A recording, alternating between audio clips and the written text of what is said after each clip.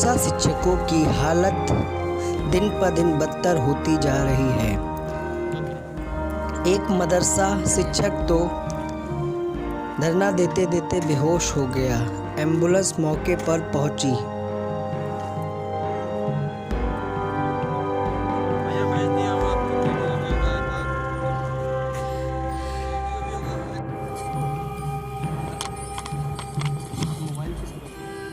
तो जिस तरह से अभी स्क्रीन पे हमारी देख रहे हैं, मदरसा शिक्षक है, पिछले 8 दिनों से धरने पर बैठे हुए हैं। अभी हमारी वार्ता भी हुई थी उपनिदेशक से, तो उन्होंने एक आश्वासन भी दिया था कि जल्द ही अनुमोदन के लिए इनकी फाइल गई हुई, जल्द ही जब केंद्र सरकार या राज्य सरकार का जो भी फैसला आना है वो आ जाएगा, उसके बाद मदरसा शिक्षकों का जो केंद्रांश रुका हुआ है वो जल्द ही उन्हें जारी कर दिया जाएगा। लेकिन अभी तक फिर भी शिक्षक नहीं मानने वाले। इनका कहना है कि जब तक मिल नहीं जाता तब तक इस धरना स्थल से ये जाने वाले नहीं। आज महिलाएं भी काफ़ी संख्या में हैं। आइए शुरुआत करते हैं और बात करते हैं पहले इनके लोगों से और जानते हैं कि क्या प्रमुख मांगे हैं। जैसा कि आप देख ही रहे हैं, पिछले 7 दिनों से एक ही मांग को दोहरा रहे हैं ये लोग, लेकिन अभी तक भी सरकार के कान पे जू तक नहीं रेंग रही। जी, क्या परिचय है? जी, मेरा नाम अशरफ अली है, मैं एक आधुनिक टीचर हूँ। जैसे कि एक आश्वासन भी मिल चुका है उपनिदेशक से, तो फिर भी धरना समाप्त नहीं किया, उन्होंने क्या कहा? आश्वासन 33 महीने क्या 66 महीनों से मिलता चला आ रहा है और कोई आश्वासन से यहाँ से कोई नहीं जाएगा।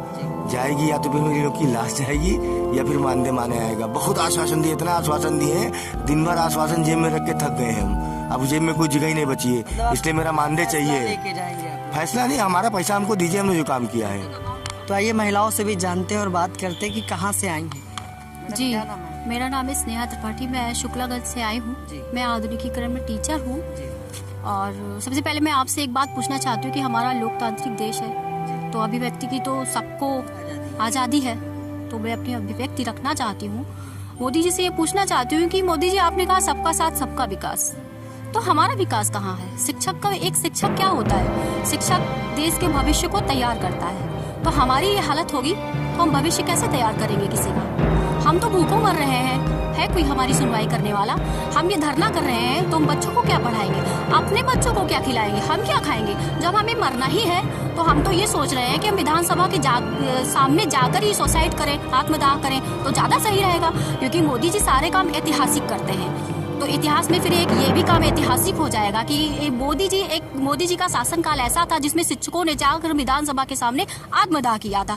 तो मैं ये चाहती हूँ कि अब ये भी काम एक ऐतिहासिक होना चाहिए, क्योंकि मोदी जी ने सारे काम ऐतिहासिक, वो जो काम करते हैं ऐतिहासिक, तो ऐतिहासिक सुन सुन के हम थक चुके। अब हम खुद एक कोई ऐतिहासिक घटना बनाना चाहते हैं जो आने वाला जो समय हो, वो भारत का भविष्य, जो हमारे बच्चे हैं या हमारे पढ़ाई हुए स्टूडेंट है, वो मतलब एक IAS PCS एग्जाम में भी आए कि एक मोदी जी के शासनकाल की एक ऐतिहासिक घटना बताइए जिसमें शिक्षकों का बड़ा सम्मान हुआ था। तो वो कम से कम ये लिखेंगे सम्मान यही हुआ था कि उन्होंने आत्मदाह किया था। कहाँ से मैडम आप?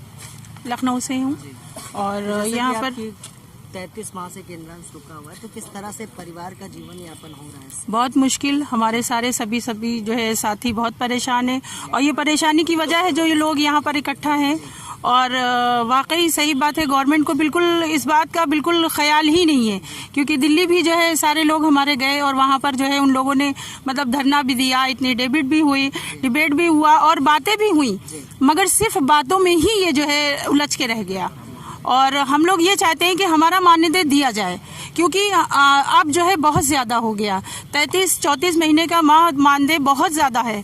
अभी एक भी किसी की 1 महीने 2 महीने की सैलरी रुक जाती है तो कैसे परेशान हो जाता है, और हम लोगों का ना कि 34 महीने का है, तो आप सोच सकते हैं कि कितना भी परेशान है। मैडम कुछ कहना चाहती थी, उनसे ही पूछते हैं क्या कहना चाह रही? जी, मैं ये कहना चाह रही थी कि मदरसा सिर्फ नाम का मदरसा है, इसमें 40% हिंदू भी पढ़ा रहे हैं। जी बिल्कुल, हिंदू भी पढ़ा रहे हैं, मुस्लिम ही नहीं पढ़ा रहे हैं कि किसी के साथ भेदभाव किया जाए।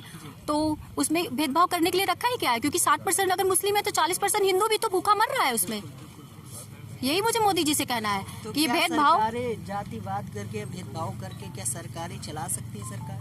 बिल्कुल नहीं, क्योंकि देश के तो सभी वासी है। जैसा कि मदरसा शिक्षकों की मांग है, अगर ये मांगे नहीं पूरी होती तो क्या 19 के चुनाव में मदरसा शिक्षक उसका जवाब देंगे? हाँ बिल्कुल देंगे, हम वोट उसी को देंगे जो हमारा पेट भरेगा। सीधी सी बात है, जो भी सरकार सुन रही है वो सुन ले, जो हमारा साथ देगा वोट हम उसी को देंगे।